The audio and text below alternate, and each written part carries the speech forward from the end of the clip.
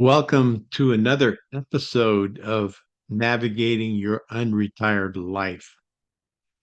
In this episode, we're going to do a book review of a book I think that's going to be important to some things to possibly be aware of, and has to do with some of the unconscious things that are in the shadow of your life experience, stuff that you maybe had to stuff away that sometimes pop up and do some gotchas with you.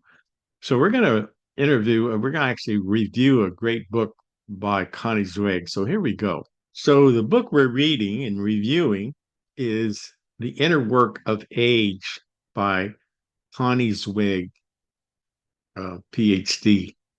And it's really about shifting from your roles to soul, kind of like going from retirement to unretirement to that later life.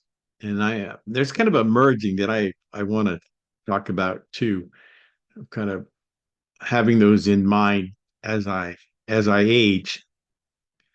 So this is Connie Zweig. She's a depth psychologist with decades of clinical experience. She studied Carl Jung, a psychiatrist, psychologist, and Vitanto spiritual practice. Um, the foreword of this book is written by my dear friend and colleague, Rick Moody, PhD. And they really collaborate on a lot of different projects I've learned. And he wrote a great foreword that is great to listen to. I'm listening to it on audible.com as I move around in my life and even drive in my car back and forth to the store. It's great. And the book is about, in 2018, she interviewed many people navigating stages of their lives as they age into later life. And she really says that aging is a great classroom full of lessons about aging and navigating one's life. She found a series of unconscious shadow identities impacting the quality of people's lives that they had to deal with.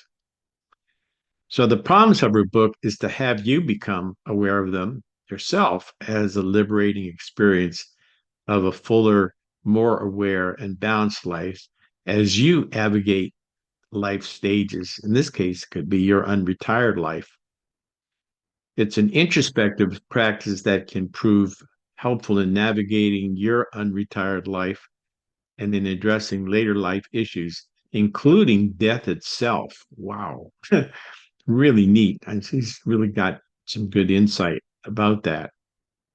So earlier, one of our episodes, we talked about learning more about who you are, who you truly are, in a total holistic way, not just a conscious way.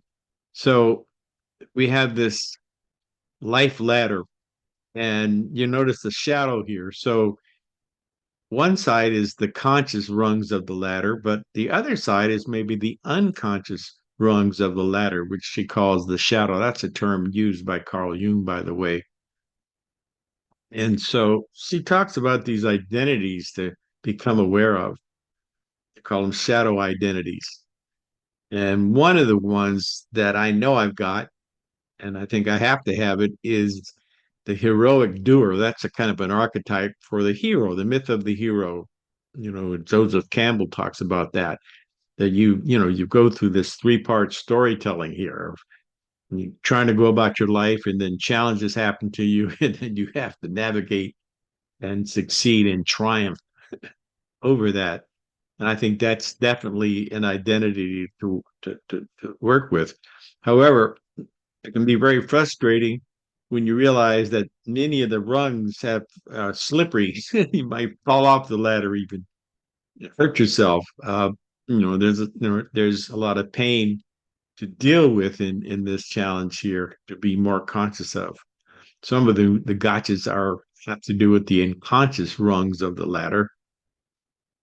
And one of the biggest ones that I think people have, particularly as you turn 65 or older, or even before that, even if you're a woman and you start to look in the mirror and you see a few wrinkles or whatever, or you're slightly over, is the inner ageist, we have a culture that's dominated by a youth culture that does not treat older people well.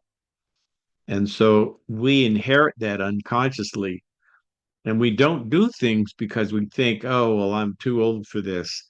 Or you look down on somebody else who, you kind of measure yourself up. At least I don't feel like that old fogey, that kind of stuff. Um, and so part of that related is I'm the young one.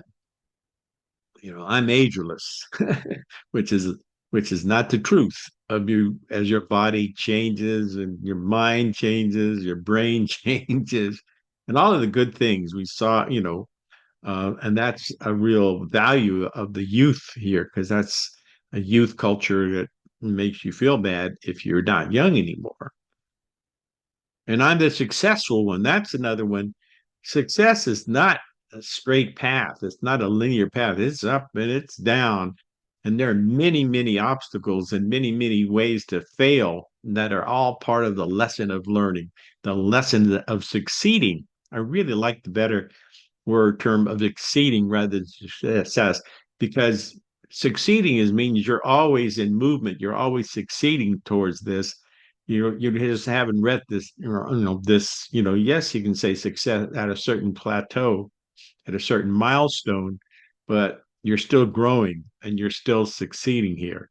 So you got to be careful of that because a lot of people, particularly in YouTube, if you don't have people watching your videos and you don't have all the subscribers that you need and all of that, you can feel like I'm a failure. I'm not a success. And that's being dominated by this archetypal image of the successful one who doesn't make any mistakes and always can do well, that kind of stuff. And then there's the identity of a senior. She really makes a distinction when you talk to Connie, and be a distinction between an elder and between a senior and an elder. A senior is someone who's kind of being driven by these unconscious biases and these shadows, and is acting at, actually living how their life has been prescribed by their inner experience and by society versus an elder who is kind of a wise elder, almost like a sage, which can become an archetype itself. But the senior is something that um, folks that I'm talking to will like to talk to them about themselves as elders. Those are really nice, as which implies a wiser person who's kind of works more things out in their life. And then there's the one of the healthy one, which is fine. It's fine to have this whole body thing, to go to the gym and all that, but we also age and we have issues here. We feel like we're not successful, we're not healthy if we don't have that perfect body, if we're not, absolutely slim and all of that. That's changing a little bit, but it's really an unconscious shadow here about the healthy one, being I'm the healthy one, as opposed to someone who's not as healthy looking. Okay. And then there's the critic. Oh my goodness, that's the critic. Really, the critic is really is part of the being a perfectionist. That everything I got to do has got to be perfect. And my language has to be perfect. My presentation has to be perfect. But deep behind that is this sense of being a very critical, uh, abusive mentality that's kind of driving you. And it's not a happy thing to have an internal critic always messing with you.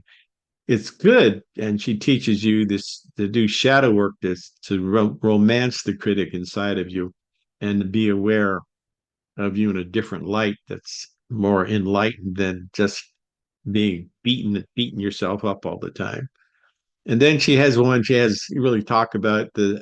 about the bag lady. That's the perception is, oh man, look at this old lady here on the street, this homeless lady asking for money who has, is in rags, and all of that is a really perception. You gotta, of people saying, I gotta watch out for that because I don't want to be homeless. I don't want to become a bag lady or a bag man or whatever. And then there's the fearless one. And the fact is, everybody has fear, and someone who acts like they're fearless is actually pretty fearful, and they're doing what they can to try to overcome their fear. So the idea of a fearless one is really not a healthy attitude, because it's better to face your fear and then work through it than to acknowledge that you're saying that you're fearless. You have no fear. I don't know anyone that I know who doesn't have any, isn't fearful of something. And then there's another one. I'm the rational one. Oh, I don't believe in all that woo woo stuff. I went to college. I'm educated. I studied all the research. There's no mystery to life. It's all rational and it all explained. And I got the reason. You got to read my book. You got to read my article so you can, get hip like me, the rational one. And then there's the one that's really the righteous one. I'm, in church communities and spiritual communities, there are people who, they've done some work, they've read some books, they've read their Quran, or they read their Bible, or, and they can quote this and they can quote that. And so, but down deep is maybe a lack of faith. Maybe they're fighting something, a depression or something, and so they come off like they're so super righteous and correcting you, and you don't get the word right, or you don't know the biblical verse. So you got to be careful of that inside of yourself. So these are just some of the identities here. I'm going to stop this and make this a real short one. I find this book really helpful. I'm listening to it on audible.com. I can listen to it in my car as I'm running errands. I can listen to it and then kind of contemplate and meditate on some of the things that she's talking about, making me more aware of things that I'm not quite as conscious of. We all have these shadows in our life that happen very early in our life that we become more aware of. And to become aware of them is to liberate ourselves in ways, and to really unpack this. I think, again, my hero has to do with performing well at this stage of my life, which I see as midlife now that people are aging longer. And I just have so many things that I need to express from a work standpoint. So if you need to know more, you need to talk to me. You can call or text me at 206-920-8067. You can email me at support@newworldcom.com. You can visit me at my website at newworldcom.com, and visit my e-learning suite of services, which I talk about, which is a great opportunity. I'm going to be teaching and empowering people to do some of these services as a new career, possibly, or something, a mix of that.